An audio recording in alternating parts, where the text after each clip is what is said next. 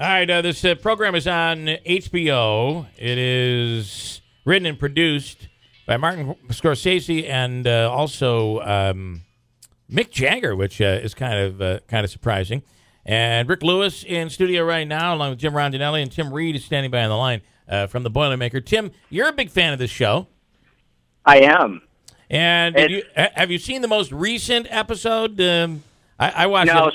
So as always in life, I'm a little behind. Okay, so, well, I got to tell you. I haven't seen the last one, so I saw the second one, and I think you were right in regards to that. I think the second one helped the first one a lot. I felt that, I watched the first. It was 2 hours, and I had to split that up between 2 days. And I'm like, but then I kind of became engaged in the characters. What do you guys think on this program?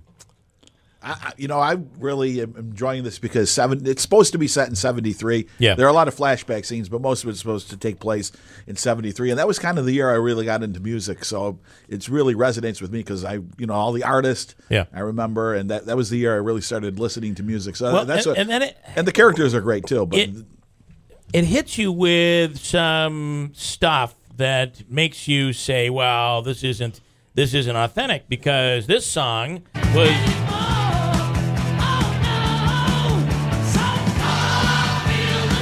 that's Quiet Riot from the 80s, but no, it isn't. Right. Slade, well, what's really interesting is I lived in Europe.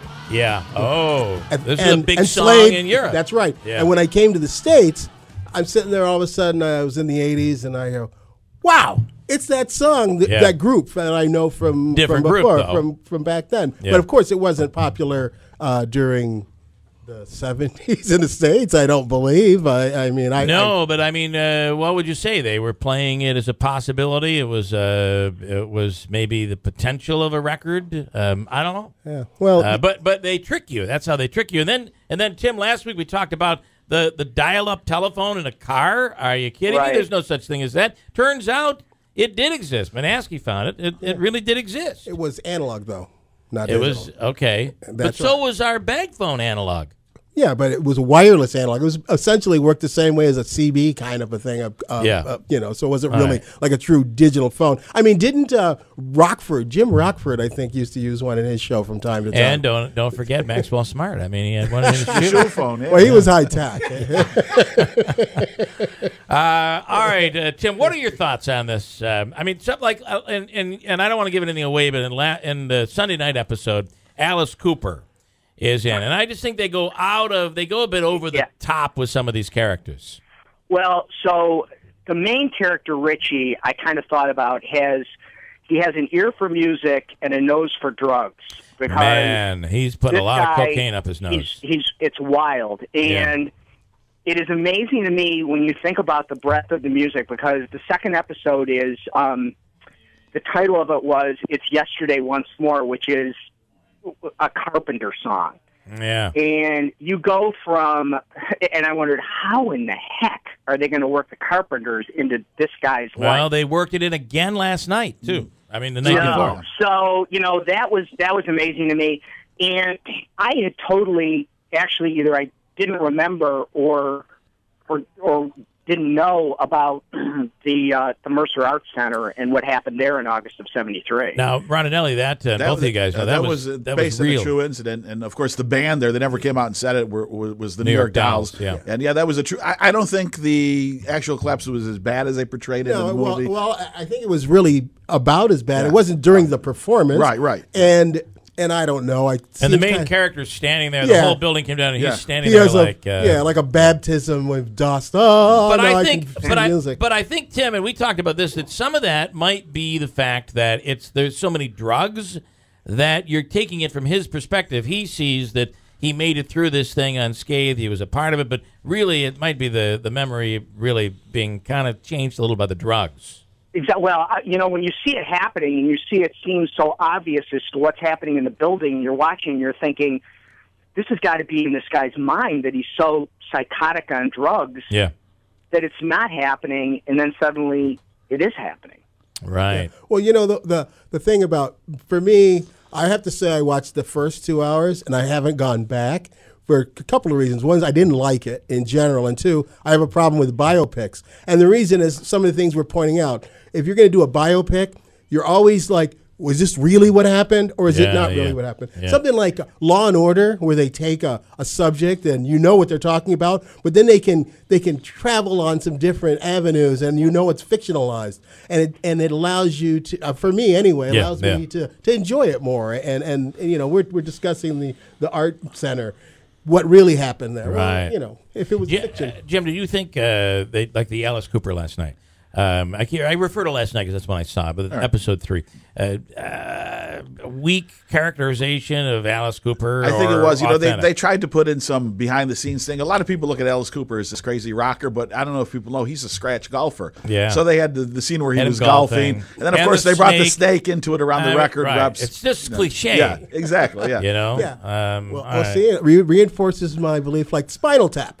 Perfect example. Yeah. What group? Oh, they do the Yoko thing. They all do all those things, but you don't compare them to the real one, and you can appreciate it. Yeah. But when you do I'm doing Alice Cooper. Well, now you're picking out what Alice Cooper did, and it takes away from the story. What about the Tim on this? This shows the life and times of a record company and a record producer back in the 70s and into the 80s. Now, I've had a little experience in working with some of those record reps, and I mean. You know, Tim, you're a rocker from way back. This seems pretty real, and the cocaine, it was a flying.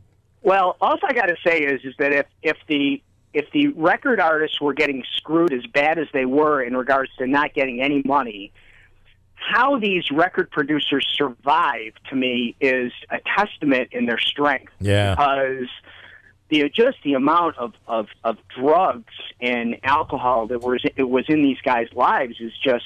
I mean, if it's even partially true, is incredible. Yeah. I've got to tell you one thing, and to kind of Rick's point in regards to it, and I agree to a certain extent that, you know, you pick your facts and then you kind of mess with things a little bit. I thought whoever the guy was that played, that at least had the look of Lou Reed with the Velvet Underground in the second episode, I thought was dead on. Yeah. Yeah, and there have been a few of those that they really did a great job. I thought Alice Cooper, and you'll see it when you watch episode 3. I thought that one was weak, but there have been a few that have been really the guy who's doing Andy Warhol is really he looks just like him, and he's got the mannerisms. And that's an easy one to do, isn't it? Because you know, he was weird. Yeah. You know, another one that bothered me too is in the first episode, the guy that was supposed to be Robert Plant. I mean, didn't look nothing like him. Yeah, Bonham. Yeah, yeah. All right, so you're gonna watch. You'll continue to watch this. You're intrigued, Tim. I'm pushing through. Okay, pushing through. Episode 2 kind of brought you along a little more. I think episode 3 will. The one thing I have a problem with is I hate these movies, and this is like watching a movie every night. I hate these shows where you're worried that the character is going down a bad road, and I don't know. I become uncomfortable. I like it when, you know, Superman wins, and you know it all happens. It's all happy, and this is not going down that road. Well, you know, it's one of those shows that there probably isn't going to be a season 2, so. They're probably more than willing to whack off any characters that they want. Yeah. All right, interesting. All right, Tim, thanks. I appreciate it. All right, and by the way, congratulations on this recent rating for the Boilermaker. Oh, TripAdvisor. Yeah, very nice. Okay, good stuff. All right, Tim. Before we let you guys go, I wanted to put the intern up against the 2 veterans. Don't you think we could do this? Just before, one thing about the show, and I'm not a big fan, and they do this.